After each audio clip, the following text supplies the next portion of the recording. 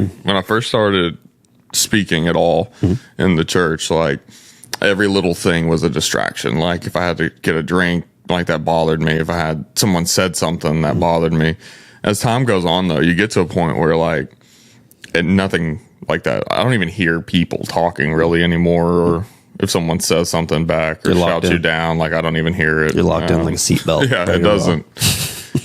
I can ignore having to get a drink. It's kind of funny how it just over time, which speaking in like, we actually had an episode on this in the past, but the importance of it. But it's literally like one of the few things that you cannot practice without just doing it. So you're going to be dog crap for a while. Like there's no, everybody's crap. Even the best communicators in the world when they started were terrible at it because every little thing bugs you. Every little thing gets in the way. You over prepare and under prepare for certain things. And yeah, it's like you get up on the stage and you think you say a joke and you say it in your room by yourself, like you practice it, sure, or whatever in your living room, but people don't laugh or they do laugh. And so it can kind of, you have to be out there. You got to be in front of people to do it. So I told a story about a guy I met at a hospital one time during a Pointman message, and it's a sad story. I mean, the guy was at the hospital to identify his mom's dead body, and I just met him randomly in the parking lot. Well, I'd been watching, I guess, a lot of stand-up. And I went back and watched the message because people started laughing. Like, as this story is unfolding, people in the room were laughing. I was like, this is really fascinating. They're not going to like it here in a second when I tell them why he's there. And when I went back and watched the video, it was because it was like comedic timing. You were doing a bit. Yeah, it was like a. So I met this guy in a hospital, right? It was kind of that. It wasn't quite that like blatant, but it was definitely like set up, build, punch, set up, build, punch. And then the final punch was, and he was there to see his mom who had died. Like, it was weird. I was like, oh. Like, where's the joke at, Zach? Yeah, that was probably the first time I was like, you have to actually pay attention to not just what you're saying, but how you're saying it. I don't know. It was a weird deal. Yeah, I feel like, I don't know, it would be weird to have to like point it out, but like, hey, I got to tell this sad story. No, you can't say that. You just kind of got to, like you said, build it in where it's off the rip. It's not going to be like, no, we don't want any laughter here. I guess sometimes when pastors speak, when they're like about to roast you before the things that you're doing and they like cheer for it. I was listening to a pastor one time and he was like, all those people who are out there gossiping, and people were like, hey man, he's like, I'm about to get you too. Like whatever you're doing too is like, stop cheering because I'm about to come for you as well. I thought that was pretty good. Yeah. There's some of those weird, like, I don't know, those weird like pastor things that people that they do when they speak, and like all of them do the same thing. There's like words and things that every pastor, like if you go online and you just search like messages, you'll hear like the same things in every single pastor. And I was like, that's just kind of weird. Either one, it's meant to be like that's how we're supposed to address certain things, or someone was really successful addressing things in this manner. And so now everybody thinks that's the way to do it. But it is really fascinating. I can't think of an example off the top of my head. Give me an example. Yeah. But I think too is, I was listening to a pastor speak as well this week, and he was talking about, he's been doing it for like 30 plus years. And he's like, it's the same Bible. Like it doesn't change. You have to be the one to kind of change the vibe up a little bit on your messages, because he was like, the baby's always born, the Easter, Jesus always dies and is buried and resurrected. He's like, it's the same. It doesn't change. There's no new material out there. He was just always like, you gotta be the one to change up the vibes, because it's the Bible. It doesn't change. But I think that's the Holy Spirit piece. When you're preparing messages, or, it's the prayer, it's the study, and it's like, what do you want? What do your people need to hear through this? If you're always trying to just be creative and like, eventually you're just going to be repeating things you've already said, because it's on you and you have limited, revelation. Whereas if you lean on something that's supernatural or something to show you something through the text, then, you're going to give not new revelation, but you're going to give new insight into different places. And, you can go through times where it's like everything's super applicable and everything needs to be like, 10 ways to improve your marriage. And then you'll go through a time period where like everybody just wants you to tell them the history of the situation. And, it's almost like a lecture more than it is a message. So I think that's just depending on, kind of where God's leading you in those moments when you're writing and preparing. My wife makes fun of me because she says I don't preach like a preacher. Because we do this, we podcast and stuff like this. And so whenever I end up preaching, I don't like, if I say something once, I've said it once. Yeah. I'm not saying it again. No, you're not. Yes, I know that some people out there will like have a point and then they'll just keep bringing that same point back. But I think I like the way you do your message. I think they're good. Yeah, it's just different. Yeah. It's just kind of a stream of consciousness. Yeah, I feel like, I don't know. I feel like you're more of a, you're like a college professor out there. That's what I kind of get the vibes of. Like, I could feel that. You're teaching. You're teaching. You're showing. You've been there. You've seen it. Yeah, I can see that. You're giving that professor vibe off. Yeah, which I think is great. I like it. We were laughing the other day because like I'm bad about. It's not yelling like I'm yelling at somebody, but I do yell the whole time I preach. Like it's not. If you go back and watch a video, it doesn't sound like I'm yelling at people, but like when I'm done, my voice hurts every time because it's just. I have like two voices. I have the one I just live with that most of the time's on here, and then I have like this. Yeah, you're teaching voice. Yeah. Which is just I don't know another way to do it. I feel like there's a lot of like teachers out there who are like physical, like actual teachers, like school teachers who teach, but they're teaching the young kids, so they have to. The whole time as soon as they get in the room, their voice just goes up like six levels because they got to be loud with all those kids talking and picking their nose and stuff. I don't know what it is. Speaking of pastors, though, so Drewski put out a video making fun of mega churches, making fun of mega church pastors. We have different views on this already, so I'll let you give your view on it. So if you haven't seen the video, basically he's just making fun of like he's pretending to be a mega pastor and thinking about everything's about money. And he's like doing crazy stuff from the stage and saying some wild stuff, which I mean, I feel like it is happening. He does crank it up to like 11. I mean, he's a comedian, so that's but I mean, a lot of the things he does are real life examples. That's the crazy thing. Yeah. Like I saw somebody had taken like images and videos from real pastors in pulpits and it matched what he was doing in the, maybe not him like floating in the air. I know that's happened, but sure, probably that, they didn't give an example for that, but like literally the same suit coat he has on, the pastor wore the same suit coat, the Louboutin shoes that ain't nobody leaving until we get the money. That happened. The not going to pray for you because you didn't tithe. That happened. Yeah. Like all those things have actually happened. Yeah. Like recently. Yeah. It just makes me feel kind of, I don't know, feel horrible for those people who are preaching that way and people who are running your church that way, like only doing it for the money. It makes me feel really bad because I feel like those, like we talked about, those pastors are going to be what's the term? What's the verse in the Bible? I have to look it up, but it's like vengeance is mine. Don't try to do that. So I'm like, those people are going to be punished for the stuff that they do out there on stage. And if they're only doing it for the money, it's not going to end well for that person. And like, you're not actually teaching what the Bible says if you're in one of those kind of churches where they're like, it's only there for the money, because you're not going to get out of it what you need to get out of it. You're not preaching what the Bible says. Because I mean, there's multiples of times where Jesus preaches on money and about how it shouldn't be their focus, and that's the root of all evil and everything. And so it's like not going to be good. I think it's just overall for the video, it does shine a light on mega churches, but the only reason I say it was a net negative is because if there's a certain that video got watched probably. It's his biggest video ever. Yeah, I mean 30+ million views. And I know a lot of times views on videos get so large because there's a negativity towards it. So there's people watching it because they don't like it. And they're like, I hate this video. Let me share it with other people so they can also hate it with me. So I think that's probably one of the reasons as well. But overall net negative, because if somebody's out there like, man, I might go to church this week or something. And maybe they see the video and they're like, well, I'm not going to go to church now because they only want money and they're only money grabbing. And you're like, so overall, I think, yes, for us, people we know, like what a normal church looks like and what a good pastor is supposed to do in his example for us, I think it's just overall net negative because people might not have seen that kind of church before. That's the only reason I was saying it. Yeah, I think there is a percentage of that's true. And first off, I think the video's funny. If I'm just being honest, I think it's a funny video, which like the church commentary is very fascinating to me. And we're in a large church, but I look around at our leadership and like we have super solid leadership, like that really care about the people and are really trying to find new and better ways to help the community and help the people. And that's really their main focus. So I think we kind of have a rose-colored glass on big church because ours just runs really well. Sure.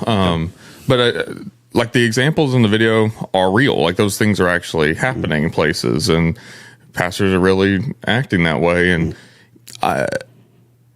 comedians have this opportunity to give commentary to society unlike anybody else because they don't care about the backlash. Yeah. So if you love it, awesome. They like that you like the art that they create. But if you hate it, they don't care. They're like, it's funny. Like, they'd rather you do it because it's going to get more views in the end anyway. Yeah. So there is an aspect of it where I'm like, maybe this isn't. Maybe it's bad for the individual who might not go to church. Although I think most of those people who wouldn't have gone to church because of that, that's the reason they're not going anyway. So I don't know necessarily if that makes it that big of a difference, but maybe it will bring a different point of view to the commentary around how church should be done. You know, I think what he's really tapping into is one, it's like a prosperity gospel, a prosperity teaching, and he's living that out through the video, which he's not taking it this seriously. We're way over analyzing a comedian skit, but when Jesus goes and he speaks to the woman at the well, he said, the time is coming when you will worship the Father in spirit and in truth.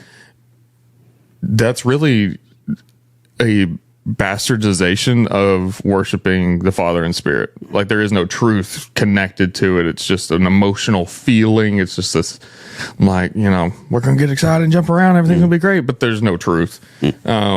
Which a lot of churches are that way, unfortunately, because whoever's in the pulpit teaching doesn't really know the truth themselves. But I don't know. I don't think it's a positive. I'm not saying that, but I do think it opens up an interesting kind of lane because there's other people having that conversation right now, but they're trying to do it from like an intellectual or a gotcha perspective, and nobody's listening because nobody wants to deal with that. But Drewski makes a funny video that's 3 minutes long, and people will watch it because it's funny. Yeah, I think the only reason it kind of just like it does kind of like break my heart because it does point out the fact that is happening, and like it's so big that it's so prevalent that you can make fun of it and that many people would listen to it. And that there's 3 minutes worth of examples that you can pull from to create. I think that's kind of what just like breaks my heart the most. Like that's actually that is actually happening. I know he's turning it up to 11, but I mean, it does happen. So it just kind of like, I don't know, breaks my heart for those pastors and for the people who are following churches like that. Cause it's not what church is meant to be. No, it's not. And it's, you know, I'm grateful that ours is not that way. And that cause if it was, I wouldn't be there, and I don't think you would be either. Right. But the fact that it does exist and is out there. And I think for a lot of, if you're a Christian and you're upset about the video, I think you might be in a bad church. I think you might be under bad leadership. They're saying like, oh, they're pointing to my church. Is that's why they're upset? Yeah, I'm mad about this because, you know, they're making fun of our church. But like, I mean, the Bible's pretty clear that nothing's ever going to take down the church. So Drewski's video is not going to take down the church. But I do think that, you know, if you're in a good church and a solid foundation, either one, you're upset because you just don't like anything that mocks the church, which I totally get that. If that's where you're at, I totally get that. But other than that, I mean, it's just kind of a funny video. And if you're under good leadership, then you just kind of keep rocking. Yeah, I also have to point to the verse. I feel like I'm butchering verses today, which is not good. And we learned that last week. Don't butcher verses. But it says like, even if someone's doing it for their own personal gain, at least the gospel is being preached. I don't, you know, where I'm talking about? Yeah, it's Paul. It's like, I know those churches are not doing what they're supposed to be doing, but there is probably people in those churches who are being set. They probably are hearing the gospel message at certain points in it. So which horrible, but they are hearing the gospel at some point. So I mean, I don't know. It's tough. It's a weird situation. It's a weird spot. And it's like most commentaries, it takes a comedian to open the door for people to have conversation about it. Yeah. But on today's show, there's not a good segue. On today's show, we're talking about the purpose of the storms that we go through in our life. Yeah. You just get 1 point today. Nice. That's good. No 3-pointer here. But really, I think, and actually, it kind of does tie into our conversation around those kind of prosperity churches. But I think a lot of times we think that God's will is a place of safety. That inside of, if we're actually doing what he wants us to do, that everything is safe and secure and we're comfortable with the situation. But honestly, I think that more times than not, and not that you can't pray and God takes the storms and the trials away from your life, that happens. But I think more times than that, it's really that in the midst of those trials is where God's actually teaching you something about your life or about where you're at or about where you need to be headed. And I think that's an important note for us to make. I mean, I think about Moses. Moses is called to go and speak to Pharaoh, and he argues with God because he's not a good communicator. He doesn't like to talk, but in the end, he's the one who's there. He's the one who speaks to Pharaoh. He's the one who leads God's people out of Egypt and to the edge of the promised land. Like, it was on the other side of this fear that he has where God's purpose was unveiled to him. Yeah, there's several times, especially in Moses' story, where you can tell he's like at a low point where he's like, everybody's complaining, everybody is miserable, everybody's mad at me. I wish I would have just never done this. And so it's those times you see like Moses' life, where it's a great example where he has that lowest point. He has to rely on God to be able to help him out in those moments. And like you said, it's a lot of times those points when you're in the lowest life is when you're getting taught the most from God. And that's where he needs you to be there so that you will learn it, because other times you might not.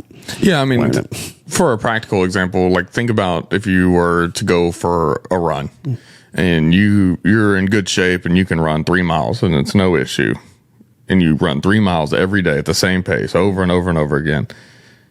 You're not actually building strength, endurance, nothing. You're just comfortably running the same loop every day. You might lose some weight because you're burning calories, but your actual endurance isn't growing. Your strength's not growing. But if you on the 5th day of the week, you go for 5 miles instead of 3. Now that last 2 kind of hurts. And then you do that over and over again. Then you go for 7 and go for 8 and 9 and, keep increasing it. You're continuously building strength, fortitude, endurance to run longer and longer.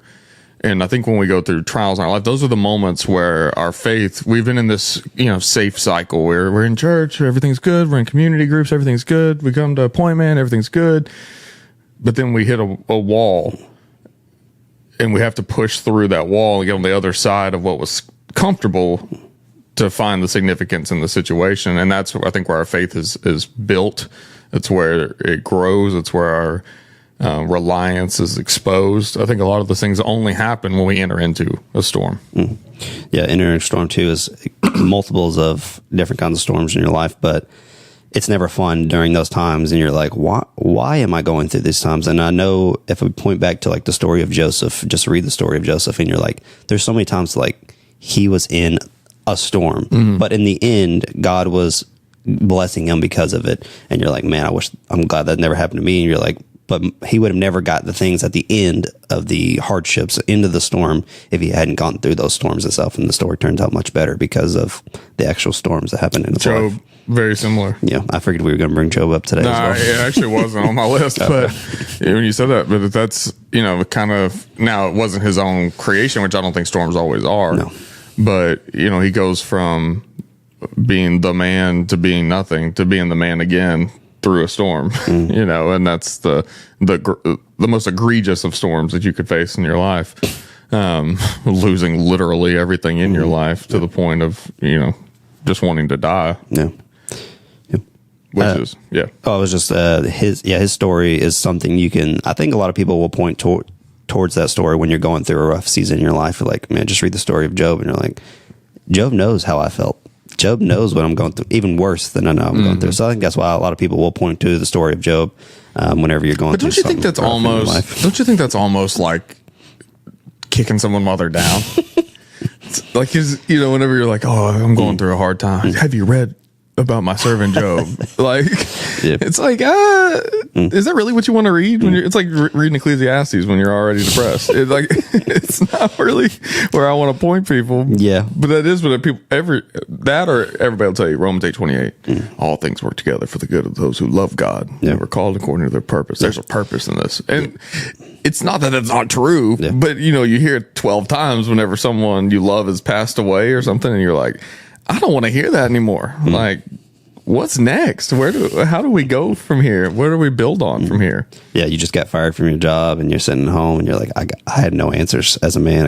I got nothing. And you're like, I don't want to read those stories. I want a job. I want to be able to provide. I want to be able to do exactly what God wants me to do with my life and be able to take care of my family. And you're like, man, it's rough during those seasons. Romans 8:28. But yeah, but I don't think I know a lot of times I'll go back to like basic training where the things that you learn the most is when you were it was the lowest points and when you're getting yelled at and you're getting screamed at. You don't learn from the good times and you did something good. Like, yeah, you got that down already, but you're learning the points that you learn the most are from the worst of times and the hard times and the seasons where it's just brutal.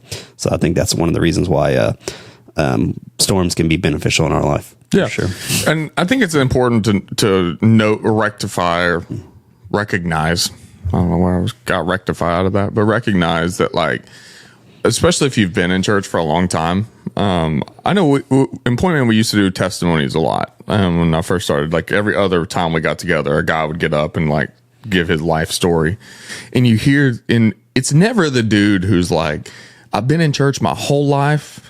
I went through some hardships. I had some crisis of faith, but I'll turn to God. It's not those guys that you hear their testimonies. The testimonies you hear are, I was on a street corner. I had, negative $5,000 in my bank account. I was high on whatever, but this miraculous moment turned my whole life around. Those are the only stories we ever hear. And I think especially for guys, I think we can get into this mode of looking at those stories and being like, well, my life's not as bad as theirs was. So what I'm going through is probably not that difficult. But the truth is, like, every one of us faces a different level of intensity to the storm that we face in our life, but everybody's storms are significant to them. The barometer of difficulty for things we face in our life is only built on what we've actually experienced. So if you're sitting there and you're like that guy, it's like, I'm just going through a weird time where things just don't seem to be clicking. Things just don't seem to be coming together. But I'm not out on street corner. I'm not, drunk and high all the time. I'm not out, destroying my marriage or whatever it may be. I'm just having this funk that I'm dealing with. But that's your barometer for difficulty, and like having to work through that and how you work through that really is the same as the other guy. And your storm is still significant. Your storm is still important, and you still have to look to the same place to resolve it. Yeah, there's been multiple times in my life where I've gone through and like this season is bad, but at least it's not as bad as somebody else. But it still hurts. It's still not fun to go through those and try to overcome those on your own because you can't. But yeah. Which I think storms come for a couple of reasons. One, I think they come to clarify our position, where we're at in life. Maybe you're going down a path. Last Sunday, Pastor Scott actually kind of broke this down where there's this like moment where you'll go through and it's like the pause, and you have two choices. You can either continue on your road to destruction, or you can kind of divert into God's plan and for his will. And we all go through that. There's always kind of these forks in the road where we have to make a decision of where we're going to run. But I also think that there are correcting storms. Maybe we're going down that road to destruction, and storm hits and makes us just sit there for a second and be like, oh crap, I screwed up.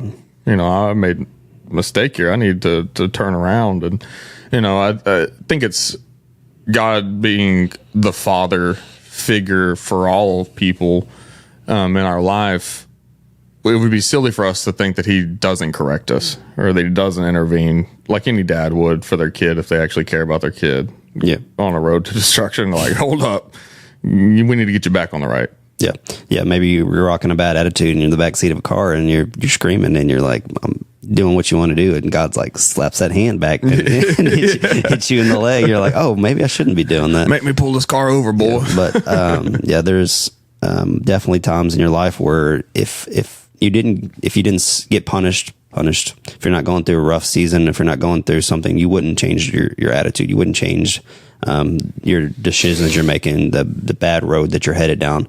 And so, yeah, God will definitely reach back in the back seat and slap your legs every once in a while, because you're like, okay, well, yeah, I'm sorry, I'm not doing what I'm supposed to be doing, for sure. Yeah. And, and when we look in the Bible, we look at Matthew chapter 14, we see a very literal storm that's brewing in the lives of the disciples, because they're on a boat in the middle of the lake, ocean, whatever. I think. Sea of Galilee? I think it's a lake, a sea, but the Bible calls it a lake in certain places too. That's why it's confusing, not because we don't know what we're talking about. It says both. I want to say it was a Sea of Galilee as well. It is, but gotcha. It's just it's basically a lake, but a humongous if you look at verse 22, it says, "Get on the boats across the other side of the lake." And he sent people home, but then it talks about the waves and all of this, and it's clearly a sea, but the Bible calls it a lake at some points for some reason. But we see this, they're in a very literal storm. What's happened is the feeding of the multitude, the 5,000 plus their families, that's just occurred. These group of people have been following the disciples and Jesus around, because they're performing miracles and these great signs and wonders and all these things. And every time I've read this passage to this point, it seems like Jesus is like protecting the disciples. He's like, hey, y'all get on the boat. I'm going to go pray, which he does multiple times by himself in the wilderness or up on the mountain or in the desolate place. He goes off and prays, but he's like, I'll dismiss them. Y'all just get on the boat and head over there, get you a break, and I'll catch up later. It's kind of what it reads like. But I think when we look at this, we're looking at a moment in time where Jesus' ministry on earth is about to come to an end. I mean, we're getting really close here. John the Baptist is about to die. That's going to signify kind of the launch point to the crucifixion of Jesus. And the disciples just really aren't ready yet. They frankly aren't prepared for what's going to be called of them once this kind of story comes to its conclusion in the life and the ministry of Jesus on earth. And so this is another moment where they're in the middle of a sea, in a storm. They think they're going to die. They think the boat's going to be broken apart. And they've seen Jesus do all these incredible miracles and these signs and these wonders and all these things. But they still have this kind of doubt inside of their faith, that he is who he says he is, even though they're following, even though they're seeing all these things. I think a lot of that doubt's going to get squashed when you see a dude walking on water in the middle of a storm that you think's going to kill you, and he's just kind of going for a stroll across the sea. That's insanity. And if you have a crisis of faith, I think it's in that moment where that's going to be squashed. And so we have this very intentional moment where Jesus put them in the boat, sent them into a storm so that he could come to them. And we see in that moment that their faith begins to be strengthened, and that their doubt begins to be torn away. And when we go through storms in our life, it's the Peter moment in this story where he said, Lord, if it's you, call me out of the boat so I can walk on water with you. And he calls him out. And Peter is walking towards him because he has faith that it's Jesus. He has faith that he can go and walk because Jesus told him to.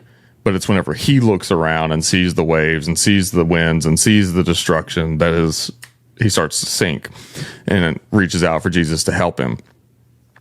In our proverbial storms of life, when we go through them, that's a very similar situation. Like our endurance to endure the storm, if we keep our focus on him, we'll get through it. It's when we take it on ourselves and we start to look around and we see how difficult the situation is and the difficulty of the trial, or we try to take everything on ourselves. That's when we start to sink. That's when we start to lose our ability to quote unquote walk on water. Yeah, those men in the boat were being tested. They're going through a storm, and if they can't get past that storm and they didn't learn what they needed to learn from that storm, there's a much bigger storm coming. Much bigger. There's a storm where the person you're following for the last 3 years, the person you're worshiping, the person you're going after every day, that person gets killed. And if you don't make it past the storm where he walks on the water and he calms the storm, if you can't make it past that storm, you don't learn what you need to learn from that storm. That next storm that's coming, you're not going to have what you need to have to get through that. You're not going to have the faith that you need to be able to get through that big storm, because that's a big storm that's about to come. And if you didn't learn all those lessons you needed from that one, it's not, the next storm is just going to wipe you off the face of the earth, and you're not going to do what you're supposed to be doing. You're not leading the way you need to be leading. Which, I mean, those guys, you're talking about, the guy they've been following is the greatest enemy to their people, so their leaders think. And so not only are you about to see him be crucified, but your reaction and how you engage with that is going to be its own trial, because they don't like you either, because you're with him, and that's going to be an issue. And so when you look at this and as a testing ground for their faith and for removing doubt from their faith, it changes our perspective at the end whenever they're kind of left on their own to continue this work on earth, and which we know that they do, but they meet pretty terrible ends themselves as they go out through the ministry and the punishments that they face and the crucifixions that they face, the tarring and feathering and being shot and all these things that they face, or stabbed, not really shot. Did they actually get feathered? I know they got one of them got tarred. One got tarred and feathered, I think. Which that's actually in the Bible. That's all historical record. Yep. But yeah, I mean that type of fortitude has to be built somewhere. It has to be built in the midst of these trials that they face. Yeah, if they didn't learn, if they didn't in the boat moment they went through it, they're not going to, after the end and after the death, burial, and resurrection, they might not have learned what they need to learn. So they're going through the life. They might not die for Jesus. They might not go and tell people about Jesus because they didn't learn from the boat story about what they needed to learn in that moment. And we can look at that in our lives and say, okay, maybe I'm going through a storm, but there's something God's teaching me in this storm. There's something God needs me to do. There's a redirection I need to make, a decision I need to make that's different than what I am, the path that I'm on right now. So if you just look at a storm or just look at it as a growing point or a learning point, it makes the storm a little bit more bearable in those moments, and not as rough as when you're going through. It's like, okay, I just need to learn something from this, and we'll be able to move on. We're going to be able to get through this with God's help. It's true. Yeah. Sorry, I was trying to figure out which one it was. None of them none were tarred and feathered. No. I could have swore I remember reading I thought I heard somebody did. Or maybe somebody survived it. Boiled alive or something like that. So maybe that's what I was thinking. Boiled in oil. John, son of Zebedee, survived being boiled in oil. Yeah. Anyway, not really brutal. Important to the conversation. Just, I don't know what I was thinking. Tar and feather. It's probably more of a modern punishment. I think that kind of tar comes off. Doesn't kill you. Yeah, that would hurt. Though, it's gonna be hot. Yeah. But yeah, and that's the thing when we look at the storms that we face, the trials that we face. Focus is a big deal. Focus on where we go, and I think our reaction and how we interact with the storms that we face in life are very telling about our lives. I was talking to a young guy the other day who was going through some stuff, and he was in a situation where he could get in a lot of trouble, and he had removed himself from the situation, but he had gotten really angry and essentially burned a lot of relational bridges in this process with people he needed around him. And I said, look, man, you made a really mature decision. You didn't engage with this thing that was going to send you to jail. You did a good job. I said, but you had an immature reaction.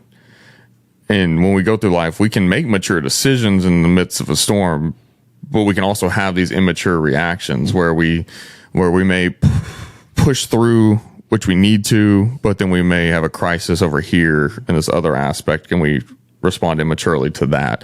And for him, he step one, he did a good job, but step two, he failed, and it burned a bridge that he really was required for him and for his continued living in life. Yeah. And that's something that we have to recognize in them too. You can keep your focus on Jesus through the difficult times, and you should, but how we actually react to the things need to reflect godly desire and ambition as well, instead of it being like, yeah, I'm praying, I'm focused over here, but I'm yelling at the doctor, or I'm yelling at the, bank account that won't grow or whatever it may be. Yeah, it just reminds me of the story of Joseph. I know I've gone back to it a few times, but whenever he's sold into slavery after his brother sold him to slavery, and he goes and he's like, you could be so bitter and so mad at the storm that he's in his life, but he gets sold into this place, and then he's essentially the head command of this of the guard, and he's running the whole house, and the guy's wife tries to hit on him, and he could easily, like you said, the reaction of being mature, just be like, okay, let's do this thing with his wife. And the reaction is he did it correctly, but he still got punished for it. So he did what he was supposed to do, but he still got punished for it. And in the end, it was a blessing, because he ended up in prison, which is not great, but and eventually got out of prison to be number 2 over all of Egypt. And so if he would have gone and done what he knew he shouldn't have done, had an immature reaction with the guy's wife, probably would have been murdered at some point, and not got the blessing that God had him for in his life. So like, God had that storm for him, and he learned from that storm, and then he got even more blessings because of it, because he did what he was supposed to do, didn't have the crazy immature reaction that a person who could easily fall into that trap, as we do every day. Which, when you're going through stuff, you don't really think rationally.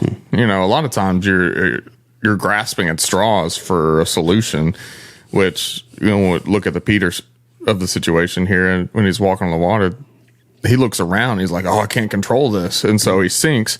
And that's what happens to us when we are going through something and we start grasping at everything, trying to find the solution. That doesn't mean that we just sit there and do nothing, but you have to seek some guidance through these things, and that's where our focus becomes important, because we are so infinitely limited in what we can even do in a lot of situations. Most time when you're going through something that we would deem a storm or a hard trial, I think that we're not actually in control anyway. That's how we end up there in the first place. I remember being in the hospital and with our daughter and trying to find some solution to this problem. I'm like, I don't have a medical degree. There's no amount of money you can throw at cancer to make it go away. There's just some things you can't control. And so, whenever I went through a season of trying to grasp at everything I could control, I was having personal crisis of faith, because I'm like, come on, do something. But whenever I was able to flip that around and just kind of trust the situation to God, I no longer am grasping for solutions. I'm just happy that I'm in the situation to be a part of, caring for this person as they go through this, but there's nothing I can do. And there's a comfort in that whenever you go through it. Doesn't mean that we just went home and we're like, well, whatever happens, but I wasn't trying to manually intervene in the situation or push things along or argue with people. I was done with that. And, when we get in those situations, sometimes that's where we find ourselves. We just can't, there's nothing we can do. Yeah, there's something very sobering about, as a guy, like we talked on last week's podcast, about not being able to fix something. Yeah. And you have to turn it over to God, because you're like, man, I'm miserable. I can't, as men, we need to be able to fix something. And man, that really struck home with me, because there's so many situations in life where the reason I'm at the lowest point in my life right now is because I can't fix it. Mm-hmm. I can't be the guy that I need to be able to help or to do this thing. And a lot of times God's like, I need you to get to that moment so that you will trust in me, and God needs you there. But it's like, yeah, it's not fun to go through those situations in life. It's brutal. Yeah. But God needs it. Guy as the man as the fixer is definitely a real thing.